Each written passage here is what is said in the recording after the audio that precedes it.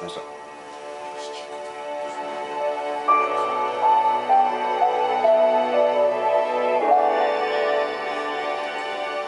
the days leading up to Whitney Houston's death, Pat Houston says her sister-in-law and best friend was in good spirits.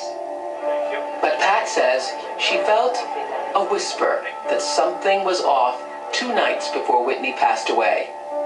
You were at that party before her death with her, right? Tell me how that happened. That Thursday night. Whitney, along with Pat and Bobby Christina, attended a pre-Grammy party at a nightclub in Hollywood. Whitney's behavior was described as erratic, and she was seen arguing with a singer best known as a finalist on The X Factor.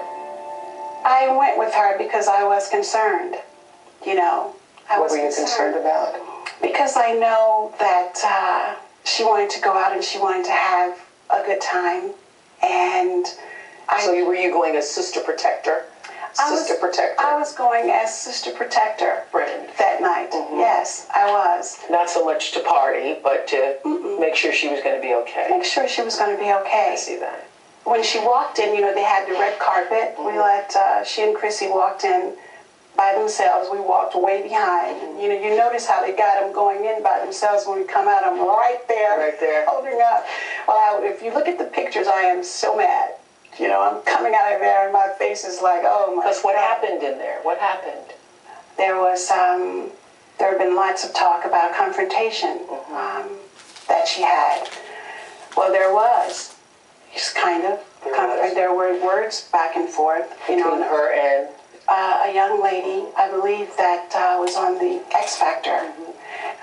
She comes over and she says hello, but you keep seeing her. Every corner that we go to, here she comes. Didn't know her. She didn't know her from Adam. Finally, Whitney said, "What are you doing here?" or "What happened?" I don't know what the initial conversation was. I just know it didn't feel right. You know, there's a lot of noise. It didn't feel right. I saw expressions.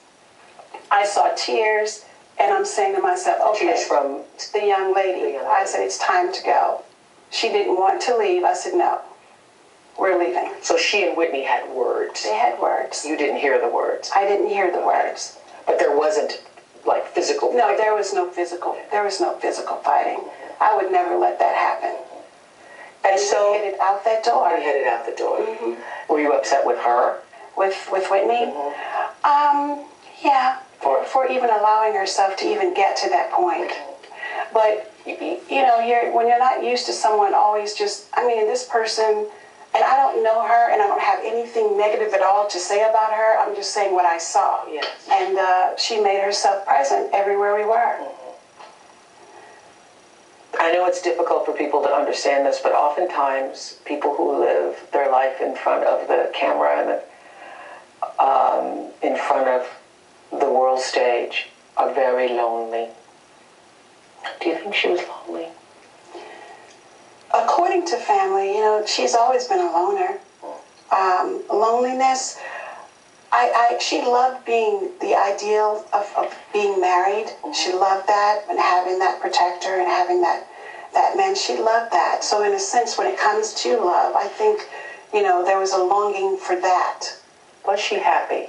Or, I'll let you answer that question. Was she happy? She was happy about the fact that she was getting her daughter secure. She loved that girl.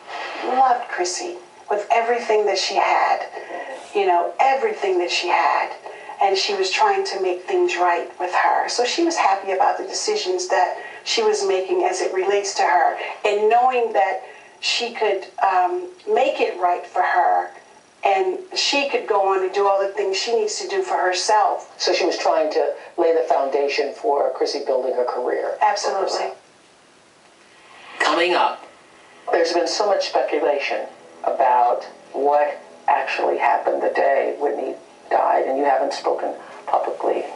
Can you tell us what happened? And Pat's emotional last moments with her dear friend. And I saw them cover her up. And I knew that that was it.